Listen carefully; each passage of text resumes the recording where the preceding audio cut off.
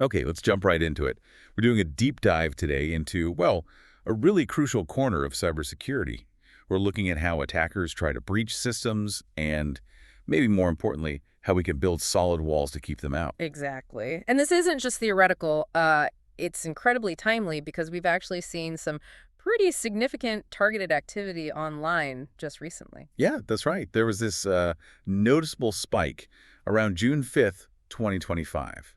And these weren't just, random probes. No, not at all. Malicious actors were actively, and I mean aggressively, trying to brute force their way into Apache Tomcat Manager interfaces. And they were doing it at, well, a pretty alarming scale. At scale is definitely the phrase. Not just a few attempts here and there. We're talking hundreds of unique IP addresses involved. Hundreds. And many of them, interestingly, originating from infrastructure hosted by DigitalOcean. Right, and that kind of coordinated effort, specifically flagged as malicious, that's a serious warning sign for anyone running exposed services, wouldn't you say?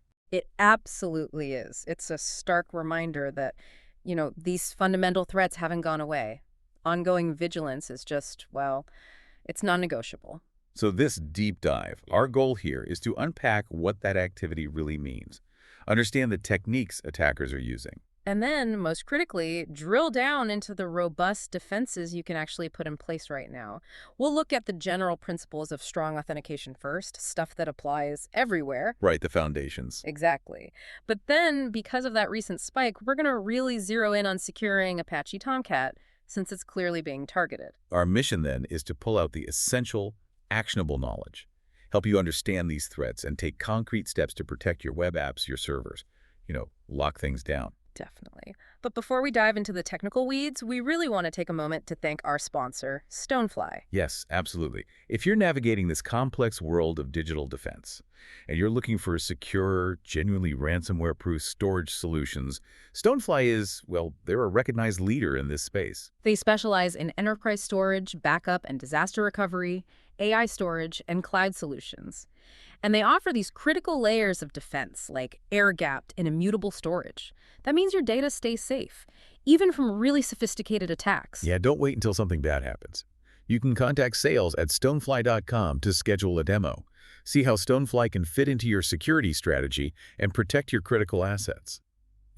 Okay, let's dig in then. We started by mentioning the spike in brute force attempts against Tomcat. So maybe we should start right there. What is a brute force attack, fundamentally? Fundamentally, it's a trial and error method. Pretty simple concept, really, but surprisingly effective. Imagine trying every single key on a giant key ring until one works. Okay, the digital equivalent of that. Exactly. Attackers systematically try every possible combination. Passwords, encryption keys, maybe even security tokens, until they guess the right one. It sounds basic, but you're saying it's still common. Oh, incredibly common. You hear about sophisticated attacks, 0 days, but brute force. It remains one of the most recognized and prevalent threats out there. It's straightforward, and with modern computing power, it scales really well. Is it just about guessing user passwords for logins? Or has it evolved? It's evolved. Guessing user passwords is still a huge part of it, yeah. But attackers also use this brute force approach to crack encryption keys, guess API tokens, find session identifiers, basically bypass other forms of authentication too. And the name brute force comes from that relentless trying. Yeah, the idea of just, forcefully trying a massive number of possibilities until something And gives. what's the end game? Why do they do it? Access. Ultimately, yeah, it's about getting unauthorized access or control. The motive could be financial stealing data, identity theft, credit card fraud. Or something else. Or it could be espionage, disrupting services, maybe even political or ideological reasons. The why can vary, but the how, getting in without permission, often involves brute force at some stage. You mentioned scale. How do they actually manage to try millions, maybe billions of combinations? They aren't typing them in by hand. No, definitely not. That's where automation and infrastructure kick in. They use sophisticated automated tools. And often they leverage networks of compromised computers, botnets, or even just cheap, easily accessible cloud infrastructure. Like the DigitalOcean IPs we saw. Exactly like that. It lets them distribute the attack load across many machines, many IP addresses, makes it faster and harder to block. They can hammer away with attempts. Okay, so walk us through it. From the attacker's point of view, what are the steps? Right. So first, there's some reconnaissance. They pick a target, Could be a specific user account, a login page for a web app, maybe an encrypted file they found. They gather info. Yeah, anything public. Company names, employee names from LinkedIn, anything that might help them tailor their guesses later. Okay, target selected. Yeah. Then what? The password list. Exactly. They generate lists of potential credentials or keys. And these lists aren't usually just random characters, though that's one type they often use. Like common passwords. Common passwords, definitely. Password 123, QWERTY, all the classics. Dictionary words, too, from different languages. Combinations of words and numbers. What about information specific to the target? Yeah, personal info if they can find it, names, birthdays, pet names, company name variations, and critically, they use credentials leaked from other data breaches. Password reuse. That makes those lists really potent. Devastatingly potent. So once they have their lists, they use automated software. Tools designed to just hammer the login interface or the decryption function, trying each pair or key systematically. One after another. Relentlessly, until one works and they get in. Or, if the list runs out, they might try again with a different list, maybe a bigger one, or one tailored based on any feedback they got. It's persistent. Very. It's all about volume and automation. Are there specific tools they use for this? You hear names thrown around. Yeah, there are several well-known tools designed for exactly this. Things like Hydra, Medusa, and Crack are often mentioned. They provide the framework to automate these attacks against different services and protocols. So the core idea is simple, but there are different flavors of it. Definitely. We can break down the types. There's simple brute force. That's the purest form, trying every single character combination possible, like ack, and so on. Sounds slow. It is, especially for long, complex passwords. But for short PNs or really simple passwords, it can work eventually. Okay. Then the dictionary type. Right, the dictionary attack. Much faster because it uses a pre-made list, a dictionary of common words, phrases, maybe common password patterns like summer 2024. It banks on people choosing predictable passwords. Makes sense. And you can combine these. Absolutely. That leads to hybrid attacks. They take a dictionary word, say sunshine, and then add numbers, symbols, change capitalization, like sunshine 1, sunshine 23, sunshine. It combines the dictionary approach with some simple brute force variations. Smart. And the credential stuffing we mentioned. Credential stuffing. This one's huge. It takes username password pairs leaked from other website breaches, say a breach at Service A, and tries those same pairs on completely different websites like Service B, Service C, your banking site. Because people reuse passwords everywhere. Exactly. The attacker isn't cracking anything. They're just trying keys that are known to work somewhere else for that username. It's incredibly effective due to poor password hygiene. Wow. Okay, what else? There's reverse brute force. This flips it. Instead of one username and many passwords, they take one common password, maybe password 123. Found in a breach, and try it against a huge list of usernames at the target site. Trying to find anyone using that weak password. Precisely. Find the accounts vulnerable because of that specific weak or compromised password. And finally, you mentioned SSH earlier. Right, for server access. SSH brute force specifically targets secure shell logins, trying to guess usernames and passwords to get command line access to servers. Very common target. That's a really clear breakdown. Okay, let's loop back to that specific Tomcat activity on June 5th. How does that event fit into this brute force picture? It fits perfectly. What GreyNoise observed was textbook-targeted large-scale brute force aimed squarely at the Tomcat Manager interface. They saw these really distinct spikes in activity tagged as Tomcat Manager brute force attempt and also Tomcat Manager login attempt. Not just background noise. Far from it. The volume was way above the usual baseline. They saw, I think, 250 unique IPs trying brute force against Tomcat Manager. Normally, they see maybe 1 to 15. Wow, that's a jump. Huge jump. And for general login attempts, it was 298 unique IPs compared to a normal baseline of maybe 10 to 40. So overall, something like 400 unique IP addresses were hitting Tomcat Manager interfaces maliciously in a short period. And a lot came from DigitalOcean, you said. Yeah, a significant chunk traced back to DigitalOcean infrastructure, which, as we discussed, fits the pattern. Attackers use these inexpensive, easy-to-spin-up cloud providers to launch attacks and rotate IPs quickly. Makes blocking harder. So, seeing this kind of coordinated storm from cloud IPs, what's the takeaway? What does it signal? Well, the analysis suggests this wasn't necessarily exploiting some brand new zero-day vulnerability in Tomcat.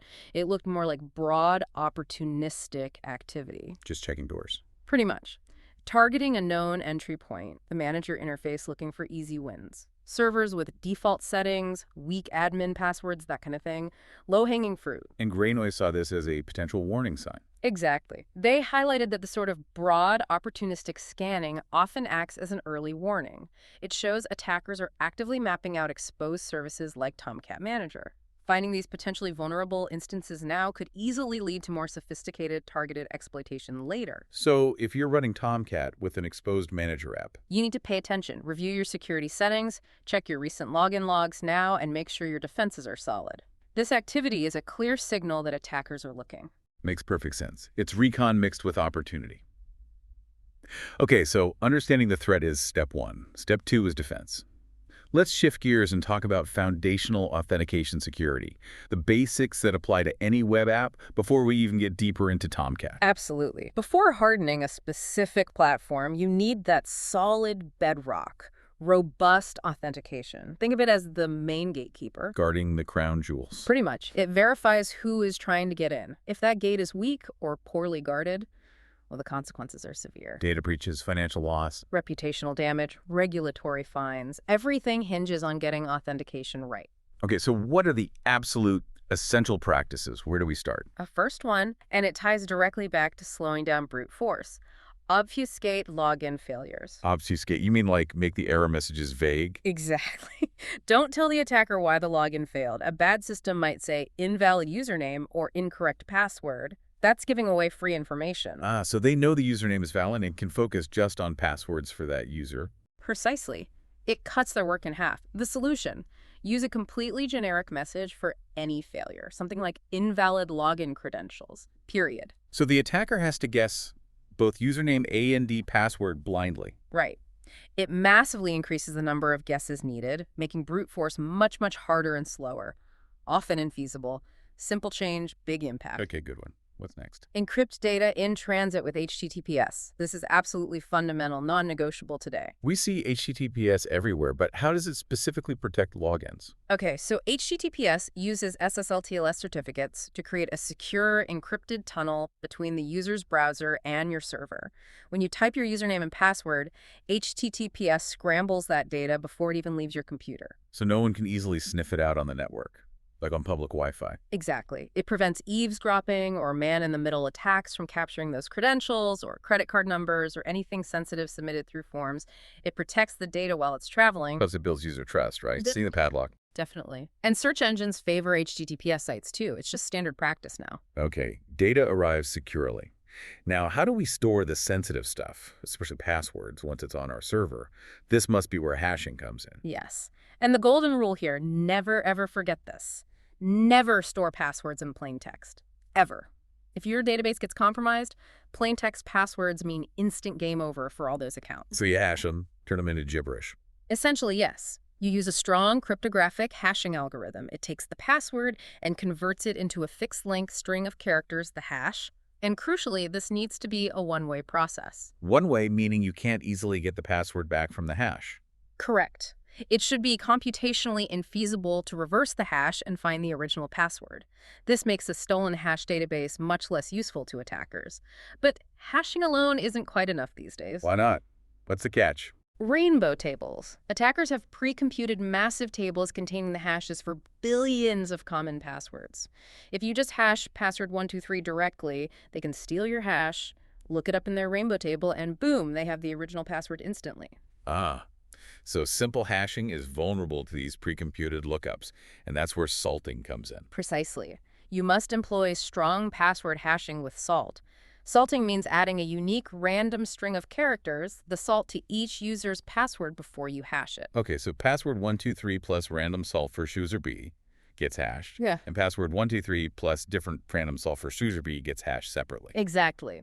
And you store that unique salt alongside the user's hash in the database. Because every user gets a different random salt, even if two users choose the exact same password, their final stored hashes will be completely different. And how does that stop rainbow tables? It makes them useless. An attacker would need a separate rainbow table for every single possible salt value combined with every password. That's computationally impossible.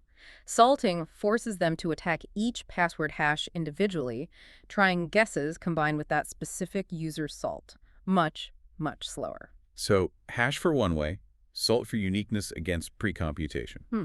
Got it.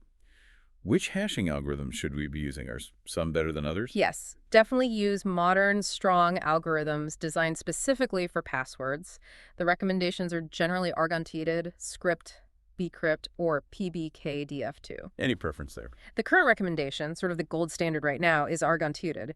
It won the password hashing competition. It's designed to be resistant not just to brute force, but also to specialized hardware attacks like using GPUs or ASICs, because you can tune its memory requirements, memory hardness. Ah, interesting. So it makes it expensive for attackers to build specialized cracking hardware. Right. And unlike bcrypt, which has a weird 72-byte password length limit, argon-tutored doesn't have that issue. It's generally considered the most robust choice currently available. Okay, argon-tutored. Good to know. Now, beyond securing the password itself, what's the single biggest thing you can do to protect an account? Oh, easily. Implement multi-factor authentication, MFA. Seriously, this is probably the most critical defense against account compromise today. Because passwords alone, even strong, hashed, salted ones, can still be stolen. Phishing, leaks. Exactly. Single-factor authentication, just the password, is just too vulnerable.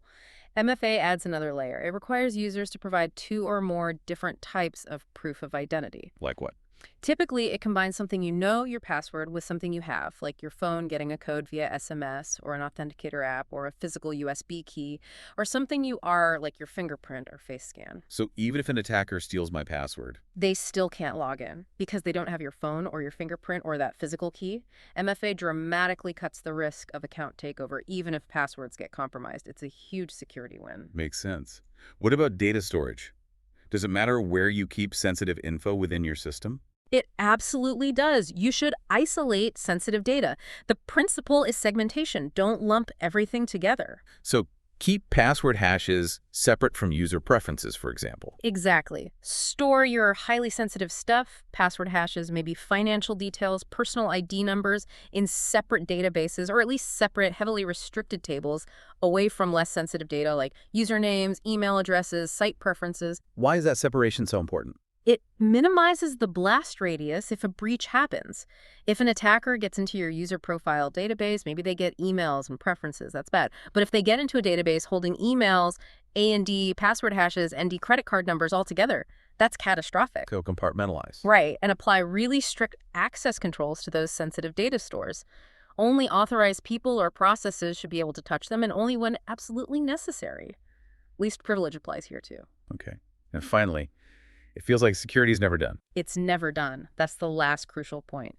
Regularly review and update security measures. The threat landscape changes constantly. Attackers find new tricks. New vulnerabilities are discovered in software. What was secure last year might not be today. Exactly right. You have to stay vigilant. It requires a commitment to continuous monitoring, staying informed about threats, patching systems promptly, and periodically reviewing your security configurations and practices. You need to be proactive, not just reactive after something breaks. That's a great overview of the fundamentals. Okay, armed with that, let's zero back in on Apache Tomcat. Given that recent spike targeting its manager app, hardening Tomcat is clearly top of mind. Why is Tomcat such a popular target, and what specific steps should admins be taking right now? Well, its popularity is a big part of it. Tomcat is everywhere. It's a very widely deployed Java application server, so attackers know it's out there in large numbers. And they assume defaults aren't always changed. Precisely. They know many installations might be running with default or just insufficiently hardened configurations, especially those administrative interfaces, the manager app, the host manager app. The recent brute force activity just confirms they're actively probing these. So hardening Tomcat isn't optional, it's essential, especially if any part of it touches the internet. Okay, let's walk through the key hardening tips specifically for Tomcat. Where do you start on the server itself? First principle, basic server hygiene. Don't run Tomcat as root. Never, ever run a web-facing service as the root user. If an attacker compromises that Tomcat process, They own the whole server. instantly, full control. So always create a dedicated, non-privileged user account just for Tomcat. Give that user only the bare minimum permissions needed to read its config, run its binaries, and write to its log and temp directories. Containment is key. What about all the extra stuff that comes with Tomcat? The sample apps. Get rid of them in production. Remove default samples and test applications. Tomcat ships with things like Docs, Examples Manager, and Host Manager. Which ones definitely need to go? The Examples app is known to have potential security issues like session vulnerabilities. It absolutely must be removed from production. The Docs app reveals your exact Tomcat version, which helps attackers find known exploits, so it's best to remove or restrict access to it too. Okay, so examples and docs out. What about Manager and Host Manager? Those are the admin tools, right? The ones being brute forced. Right. They're powerful tools for deploying apps, managing the server. Because they're powerful, they're prime targets. If you absolutely need them in production, and often you don't, or can restrict access heavily, they must be rigorously secured. How do you secure those admin apps then, beyond just a strong password? The number one thing is restricting network access. By default, they should only be accessible from localhost, the server itself. That's the safest. If you need remote access, you must limit access to the Tomcat Manager app using network filtering. How do you filter access? Tomcat provides components called valves, specifically the RemoteAddrValve or the RemoteSID valve.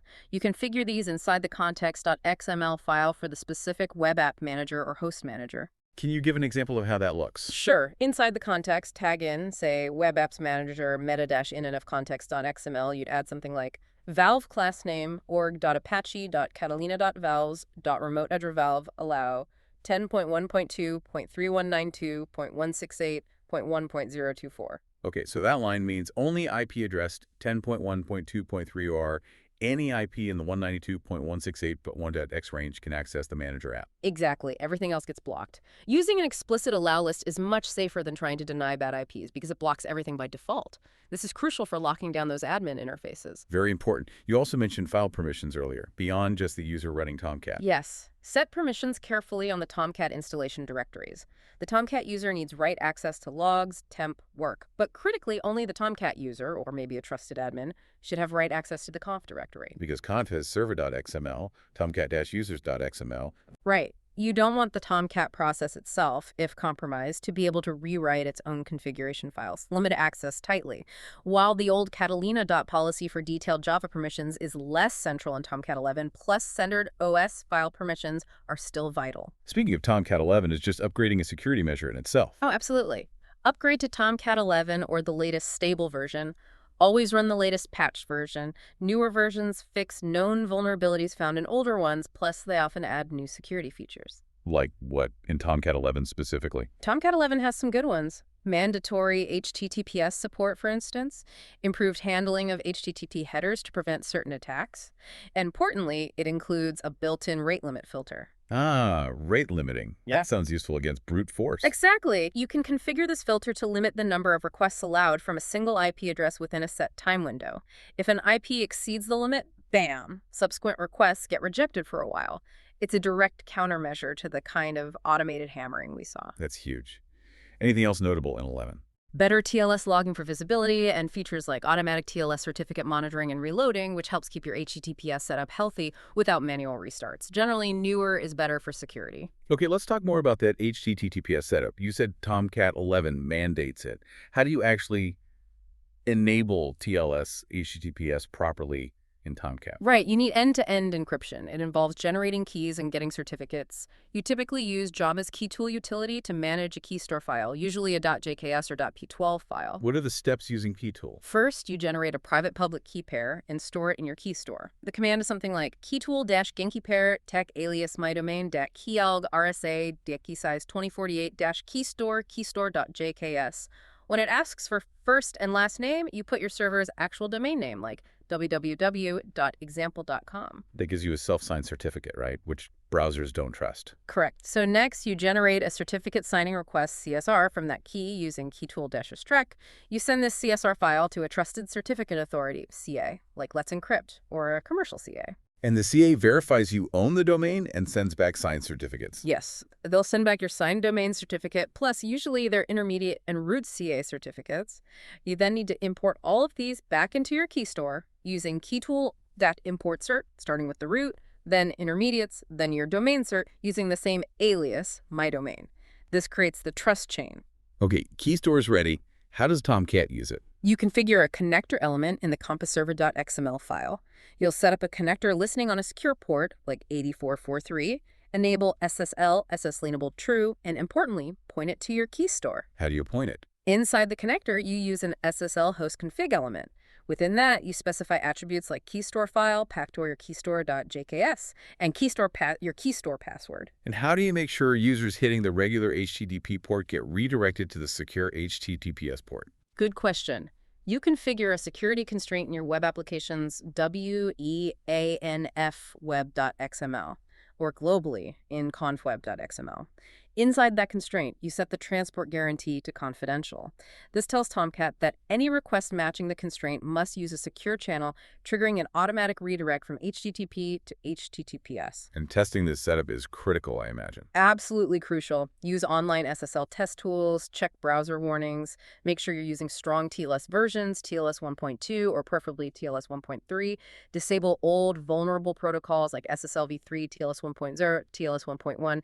They have known weaknesses like Poodle, Beast. Okay, server hardened, encryption on. What about keeping track of who's doing what? Logging. Yes, logging is your eyes and ears. You must log your network traffic. Logs are the audit trail. Analyzing them is how you spot suspicious patterns, unauthorized attempts, probes for vulnerabilities. They're indispensable for forensics if something bad does happen. Where do these logs typically live? For Tomcat itself, you enable the access log valve in server.xml. It can be configured globally or per host. It creates log files, usually in the logs directory, named something like local host access log.yyy-mm-dd.txt. If you have a front-end web server like Apache or Nginx, you'll also have their access logs, often in Varlog Apache 2 or Varlon Nginx. Remember, logs rotate, so check older compressed files too.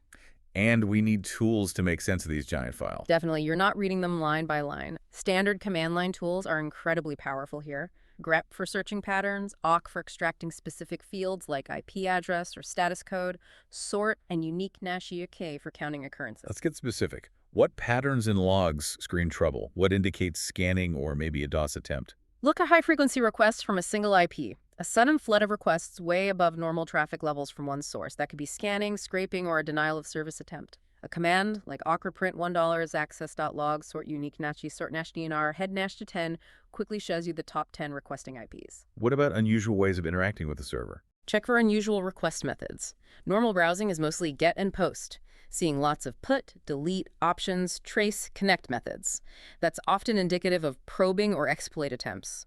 grep-dav put delete trace connect access.log helps spot these. Attackers often look for known vulnerable paths, right? Even if you don't have them. Yeah, definitely look for hits on common exploit URLs. Scanners constantly probe for things like wp-login.php, phpMyadmin, manager HTML, strutsto.action, even if you don't run WordPress or struts. Seeing lots of 404s for these paths, especially from many different IPs, means you're being scanned. grep-dav IWP, login, fetMyAdmin manager, HTML setup config is a good start. And the source of the request? The user agent. Monitor for unusual user agents. Many hacking tools or simple scripts use generic, blank, or obviously fake user agent strings. Real browsers identify themselves fairly consistently. Analyzing the distribution of user agents can highlight bot traffic. awk-xdawef, print $6 access.log sort, unique nest sort national hoster lets you browse the list. How about attempts to inject malicious code like XSS? Look for suspicious URL parameters or patterns in the URL itself. Things like script, alert, own error, evil, base64 code, or their URL encoded forms, 30 script, 3 script 3 These often signal attempts at cross-site scripting, XSS, or other injection attacks. grep-I, script alert, base64 access.log. And SQL injection. Must leave tracks too. Oh yeah. For SQL injection attempts, search for SQL keywords and syntax in URLs or post data logged. If you log post data, be careful with sensitivity. Look for union select, drop table, or 1111, own sleep, gret-axi4, one access.log. Finding these is a very strong indicator someone's trying to compromise your database. What can server error codes tell us? Pay attention to unexpected response codes. A sudden spike in 5x server errors could mean your application is crashing under attack or an exploit attempt is causing problems. Lots of 404s aren't necessarily bad, but look at what URL is causing the 404. Repeated 404s for admin or config.back, that's reconnaissance. Use awk to filter by status code, like awk $9, $500, access.log for server errors. What about trying to run commands on the server itself? That's potential command injection. Look for OS command separators like nboo or keywords like cmd, exec, ping, patapast, etc. past embedded in requests. grep AIAAI is XEMD, accessipass WD, access.log. This relies heavily on your application properly sanitizing all input, of course. Directory traversal, trying to read files outside the web root. Yes, directory traversal attacks. Look for patterns like bomb or chicky, founderfire 2F used repeatedly in the URL path. They're trying to navigate up the directory tree to access sensitive files. grep, .ce, per2 ek, passetstab-e, access.log will find these attempts. Malicious file uploads. Look for suspicious file uploads. If your application allows uploads, log the file names. Search for uploads of executable or script files, .php, JSP, x.cp, .aspx, passx.exp. Attackers love uploading web shells. grep, scpt, sax.log focused on upload path scripts. What about the referer header? Can that be useful? Sometimes. Analyzing the referer field can occasionally hint at CSRF attack patterns. Cross-site request forgery often results in requests, especially POSTs that change state, coming from an unexpected or missing referer. Legitimate internal navigation usually has a referer from your own site. High volume of state-changing requests with no referer. Worth investigating. Any other general patterns to keep an eye on? Yeah, a few more. Analyze time patterns. Bursts of activity at 3 a.m. when your users are asleep, likely automated bots. Look for unusually large requests, could be buffer overflow attempts, $10,000 access.log for requests over 10 KB, adjust size. Once you identify a specific suspicious IP, grep for just that IP to see everything it tried to do. grep 1.2.3.4 access.log, and directly search for attempts to access known sensitive URIs like admin, config, backup. Wow, that's a really practical toolkit. Just using basic command line tools and knowing what to look for. It shows logs are incredibly valuable. They really are. They're your ground truth. Analyzing them regularly isn't just a chore, it's a core part of active security monitoring. Which brings us nicely to the final piece.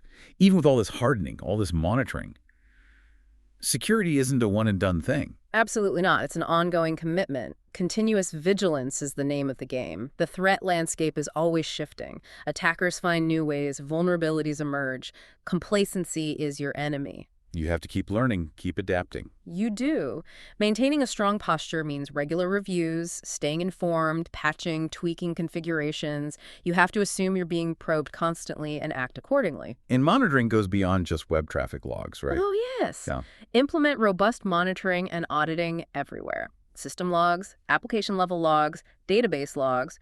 Crucially, audit logs for things like login attempts, success and failure, administrative actions, changes to permissions. Why are audit logs so important? They provide insight into behavior, help spot anomalies, and are absolutely critical for forensics if a breach does happen. You need to know who did what, when, and just as important, protect your logs. Secure them. Centralize them if possible. Make sure they can't be easily tampered with or deleted by an attacker trying to cover their tracks. And even with the best defenses, sometimes the worst happens. You need a plan. You do. An incident response plan is non-negotiable, and it needs to be documented and practiced before you need it, not figured out during a crisis. What should be in that plan?